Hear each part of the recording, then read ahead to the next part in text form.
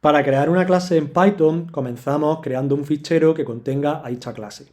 Yo voy a generar la clase libro y por lo tanto he creado el fichero libro.py.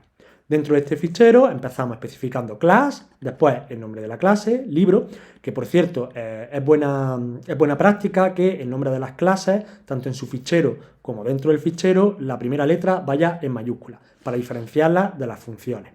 No es necesario, ¿vale? En otros lenguajes de programación sí es necesario, en Python no lo es, pero bueno, es buena práctica que la primera letra, a diferencia de las funciones, esté en mayúscula.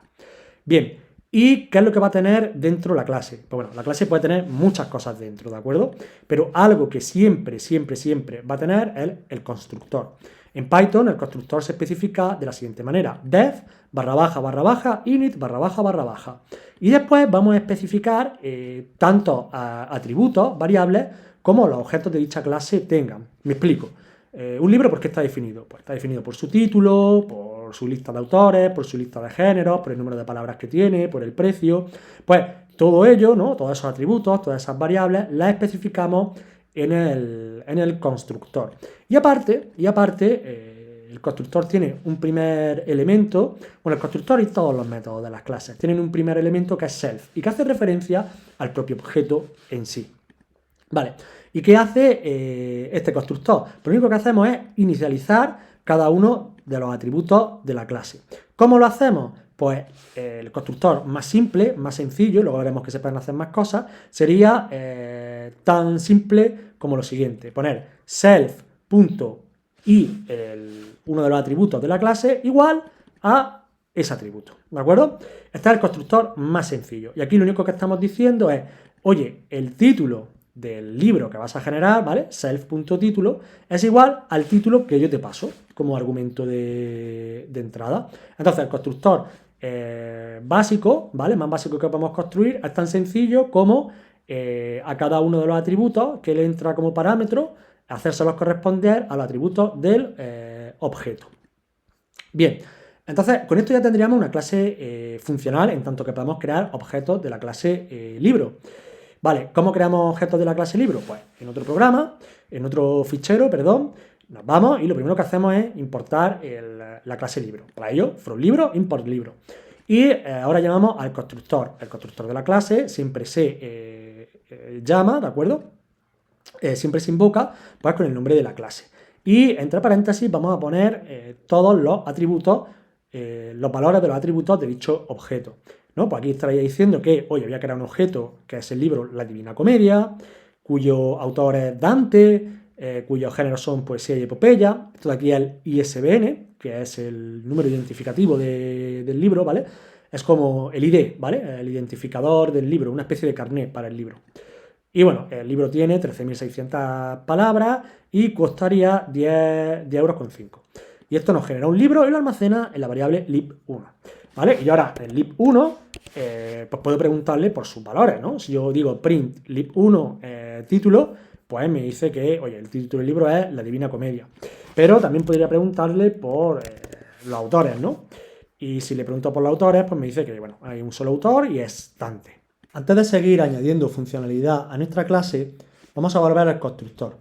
Y vamos a darnos cuenta que el constructor al final es código que se ejecuta. Vamos a poner lo que queramos aquí. Fijaros en este nuevo constructor que he creado. Para los atributos título, autores, géneros, ISBN, sigo haciendo lo mismo que antes, simplemente asignarle su valor.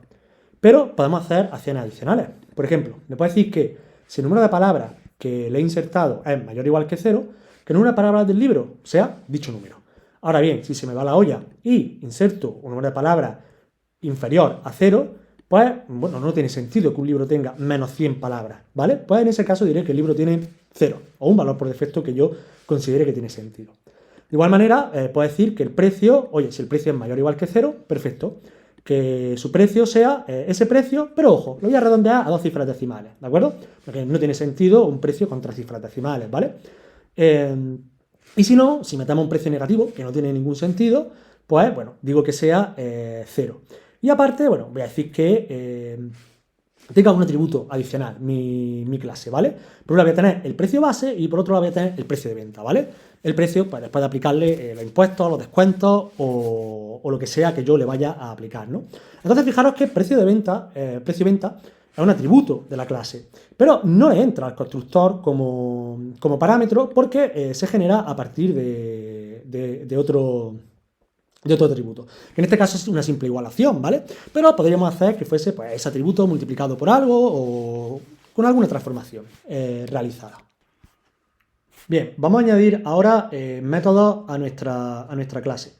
Los métodos son las acciones que puede llevar a cabo los objetos de nuestra clase. Y para añadir un nuevo método a nuestra clase, lo único que tenemos que hacer es poner def y el nombre del método, los argumentos que recibe como entrada. Fijaros que la forma de definir un método es la misma que la de definir una función. ¿Cómo sabe Python cuándo es un método y cuándo es una función? Pues bien, si la función está dentro de la clase, pues es un método. Y si no está dentro de una clase, pues una función. ¿De acuerdo? Como decía, todos los métodos siempre le va a entrar, por ejemplo, a longitud, ahora digo lo que es, pero no tendría ningún argumento de entrada, no necesita ningún parámetro de entrada.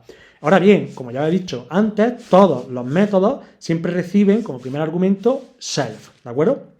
Este es obligatorio, siempre ponerlo, ¿de acuerdo? Y hace referencia al objeto, ¿vale? Que va a ejecutar el método. Pues bien, este método es muy sencillito. Mira, te voy a decir si el libro es corto, mediano o largo en función del número de palabras que tenga, ¿de acuerdo? Pues bueno, simplemente digo que si el número de palabras es menor de 10.000, pues la longitud va a ser corto. Si está entre 10.000 y 40.000, pues digo que es mediano. Y en cualquier otro caso digo que es largo, ¿de acuerdo? Entonces, bueno, si ahora nos vamos aquí, ¿vale? ¿Cómo podemos ejecutar un método de un objeto? Pues simplemente le diría lib1 y lo hemos llamado longitud, ¿de acuerdo? Y ojo, que al ser un método, ¿vale? Los atributos, voy a volver a poner un atributo, ¿vale? Es simplemente el nombre del objeto, punto, y el nombre del atributo. Pero los métodos va a ser el nombre del objeto, punto, el nombre del método, y después siempre unos paréntesis, ¿de acuerdo? En este caso, a longitud no le entra ningún argumento, por lo tanto podemos ejecutarlo así.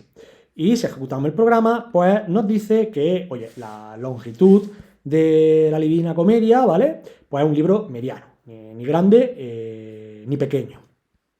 Bien, pues es un ejemplo de método. Este es un método que no modifica el estado del objeto, sino que en base a los valores de los atributos, pues genera un valor de salida.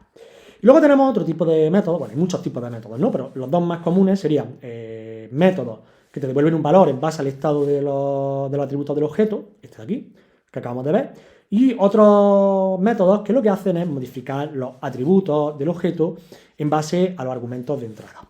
Por ejemplo, este método, aplicar descuento, ¿qué es lo que hace? Pues que tenemos un libro y le vamos a pasar un descuento, ¿vale? Y al precio de venta de ese libro le vamos a aplicar ese descuento, ¿vale? Vamos a ver cómo sería esto. Venga, tenemos la Divina Comedia y yo le digo que me imprima el precio de venta, ¿no? De la Divina Comedia. Y me dice, oye, este libro cuesta 10,5 €. Ahora bien, yo vengo y digo que, bueno, que a ese libro le voy a aplicar un descuento del 50%, del 0,5, ¿vale? Y después de aplicarle el descuento, vuelvo a hacer un print de lib1 y su precio de venta. Y fijémonos cómo, pues, efectivamente, ¿no? El libro ha pasado de costar 10,5 € a costar 5,25 €. ¿Qué pasa si yo, en vez de imprimir un atributo, o lo que devuelve un método, imprimo el objeto entero? Pues fijémonos que por defecto Python lo que nos dice es la posición en memoria de dicho objeto, lo cual, pues bueno, muy útil no es. Para poder determinar qué es lo que se imprime cuando hacemos print de un objeto, utilizamos el método especial str. Método especial, o también recibe el nombre de método mágico. ¿Por qué? Porque empieza por barra baja, barra baja. ¿Os acordáis del constructor de init que también empezaba por barra baja y después termina en barra baja? Pues en Python hay una serie de métodos que se llaman métodos mágicos, a mí me gusta llamarlos métodos especiales, que definen comportamientos específicos, comportamientos especiales de dicho objeto, ¿de acuerdo? Y bueno, pues ya aparte de init, pues ahora presento str. ¿Este método qué hace? Pues que cuando imprimamos un objeto le estamos diciendo qué queremos que se imprima dicho objeto, ¿no? Pues yo voy a decir que, oye, cuando haga un print de un libro, pues dime que su título, 2 puntos, me pone el título ISBN, 2 puntos, y me pone su ISBN, ¿de acuerdo? Precio de venta, aquí podemos ponerle el símbolo del euro para que quede más chulo. Vale, entonces, fijaros que antes, cuando yo lo imprimía, ¿de acuerdo? Me salía la posición en memoria del objeto, ¿vale? Cero información. Sin embargo, ahora que he implementado el método STR para la clase libro, pues fijaros que me dice título, la Divina Comedia, y después me pone en una segunda línea, pues su ISBN, sus autores, los géneros, el número de palabras y el precio de dicho libro. Vamos a ver ahora un comportamiento por defecto que tiene Python que es muy contraintuitivo. Fijaos, he generado aquí 2 veces el mismo libro, ¿de acuerdo? La Divina Comedia, todos los atributos son exactamente iguales. Y bueno, voy a crear aquí una tercera variable que sea lib3 igual a lib1, ¿de acuerdo? Entonces tenemos la Divina Comedia, que se lo asigno a lib1, vuelvo a generar con el constructor el libro de la Divina Comedia, se lo asigno a lib2 y después digo que lib3 es igual a lib1. Fijaros, voy a hacer un print y voy a preguntar que si libro 1, el lib1, es igual a lib2. Y fijaros que me dice que no. Esto es totalmente contraintuitivo. ¿Por qué me está diciendo esto? Porque por defecto Python lo que comprueba, el operador igual igual, por defecto para los objetos de una clase, si no sobrecargamos su operador igual igual, lo que está comparando es la posición en memoria. Me está diciendo que sí, son el mismo libro, pero su posición en memoria es distinta, por lo tanto lib1 no es igual a lib2. Y fijaros que si ahora le pregunto que si lib1 es igual a lib3, ahora sí me va a volver true, ¿vale? Ahora ejecuto y sí me devuelve true, ¿vale? Porque efectivamente, en este caso, lib3 sí está apuntando a la misma posición de memoria que lib1. ¿Cómo podemos cambiar este comportamiento, no? Y cómo podemos decirle que, oye, vamos a decir que 2 libros son iguales si su ISBN es igual, porque en principio para eso está el ISBN, ¿vale? Es su número identificativo. Pues bien, vamos a ver cómo podremos cambiar el comportamiento por defecto de Python con el igual igual con los objetos para que compare de la manera que nosotros queramos. Pues bien, para cambiar este comportamiento lo único que tenemos que hacer es implementar, sobrecargar el operador igual igual, que pues es otro método especial que en este caso es barra baja eq de equal, ¿de acuerdo? Y ojo, porque este método le entra self, que es el objeto en concreto, ¿vale? El objeto en sí, y other, que es el otro objeto con el que estamos comparando, ¿de acuerdo? ¿Y qué es lo que vamos a decir? Bueno, lo primero de todo, preguntamos, ¿vale? Si lo otro que le está entrando, ¿de acuerdo? Es un libro, porque si no es un libro, oye, decimos que no son iguales, ¿vale? No puedo comparar un libro con un coche, por ejemplo, o con un videojuego, ¿vale? Y ahora bien, si con lo que estoy intentando comparar es efectivamente un libro, voy a decir que los 2 libros son iguales si comparten ISBN, ¿de acuerdo? Entonces, vámonos ahora a este programa y vamos a comparar lib1 con lib2. Y fijaos que ahora sí nos devuelve true, porque aunque sean objetos que residen en posiciones distintas en memoria, ambos objetos tienen el mismo ISBN, por lo tanto, son el mismo objeto. Ahora bien, si yo cojo, ¿no? Y en vez de la Divina Comedia pongo, yo qué sé, vamos a inventarnos que existe la Divina Tragedia de Dante, ¿vale? Y le cambio el ISBN, le cambio su DNI, pues van a pasar a ser libros distintos, ¿no? Y efectivamente nos dice que no son iguales, que son libros distintos. Porque yo he sobrecargado el operador igual igual y le he dicho que 2 objetos de la clase libro van a ser iguales si comparten ISBN. De hecho, si yo le pongo el mismo ISBN, aunque tenga título distinto, fijaros que me devuelve true.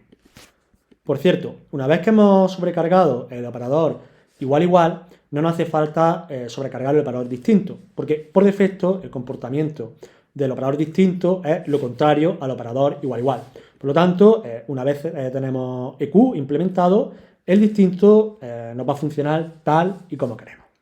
Bueno, vamos a terminar esto de los métodos especiales, ¿vale? No vamos a verlos todos porque hay un montón, pero bueno, también podemos sobrecargar los operadores relacionales. ¿Cuáles son los operadores relacionales?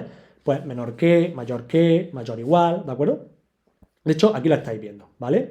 LT, que es less than, menor que. Pues bien, yo voy a comparar libros, voy a decir que un libro es menor o que es mayor que otro, según su número de palabras, ¿vale? Y bueno, esto es algo que nosotros le damos sentido, ¿vale?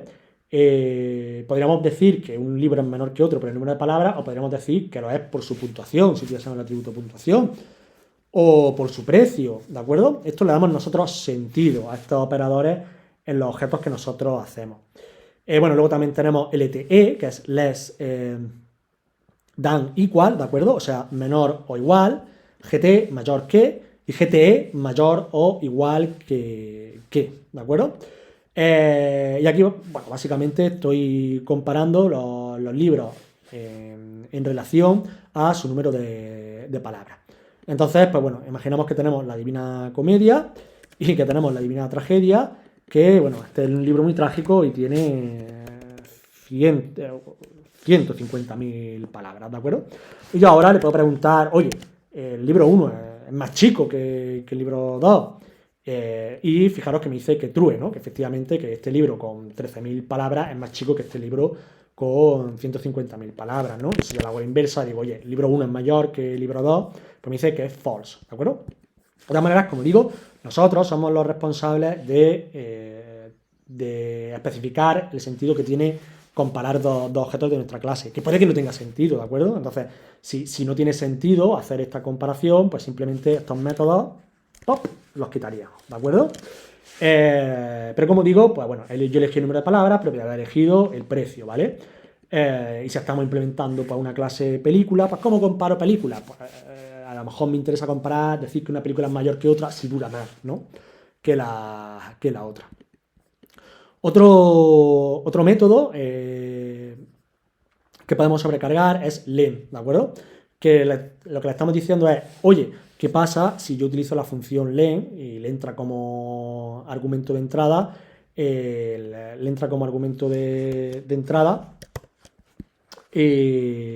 pues un objeto de mi clase, ¿de acuerdo? Pues bien, vamos a verlo. Bueno, primero lo voy a comentar, ¿vale? Vamos a desactivarlo, por así decir, este método. Y voy a decir que me imprima len de libro 1, por ejemplo, ¿no? Y le doy y me dice que, oye, no sé medir la longitud de un objeto libro porque no me has dicho cómo hacerlo, ¿de acuerdo? Pues ¿cómo le decimos cómo hacerlo? Pues sobrecargando len. Y aquí le voy a decir que la longitud de un libro pues es su número de palabras, ¿vale? Y de nuevo, pues habrá objetos, clases, para las que no tenga sentido que los objetos tengan una longitud. Pero en este caso, pues bueno, le voy a decir que la longitud es el número de palabras. Y fijaros que si yo hago print del len del número de libro, pues me dice que 13.600, ¿vale? Va a dar esto, va a imprimir exactamente lo mismo que la longitud que lib1 punto n palabras, ¿de acuerdo? Porque yo decido que sea así. Y finalmente, otro que me parece útil, otro método especial que me parece útil es contains, que nos permite utilizar el operador in con objetos de nuestra clase. Me explico, ¿vale? Fijaros, vamos a hacer, bueno, lo voy a comentar primero, ¿vale? Para que no esté sobrecargado. Y nos vamos a venir aquí y yo voy a decir que, oye, imprímeme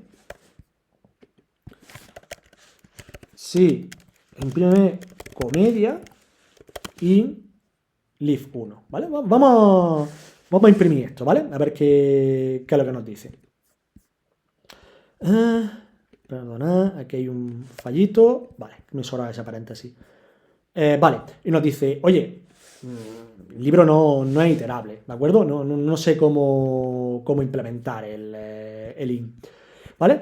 Pero ahora voy a decirle que in lo que haga es buscar si dicha palabra está dentro del título del libro, ¿no?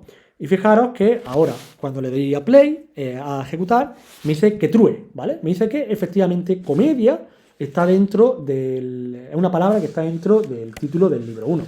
Si nos vamos aquí a lib 2, ¿vale? Que sería Divina Tragedia, pues ¿qué nos va a decir? Nos dice que false, ¿no? Porque esa palabra pues no está en el título. Esto de nuevo es un comportamiento que yo decido que funcione así, ¿de acuerdo? Estoy diciendo que el operador in, por lo que va a recibir una cadena de texto y lo que va a buscar es que si esa palabra está dentro del título del libro. Que esto puede ser útil porque, por ejemplo, imaginaos que tenemos una librería y estamos buscando por palabras que contiene el título, ¿no? ¿De acuerdo? Entonces, yo qué sé, quiero ver libros que tengan en su título el concepto planta, ¿vale? Pues yo pondría planta in, ¿de acuerdo?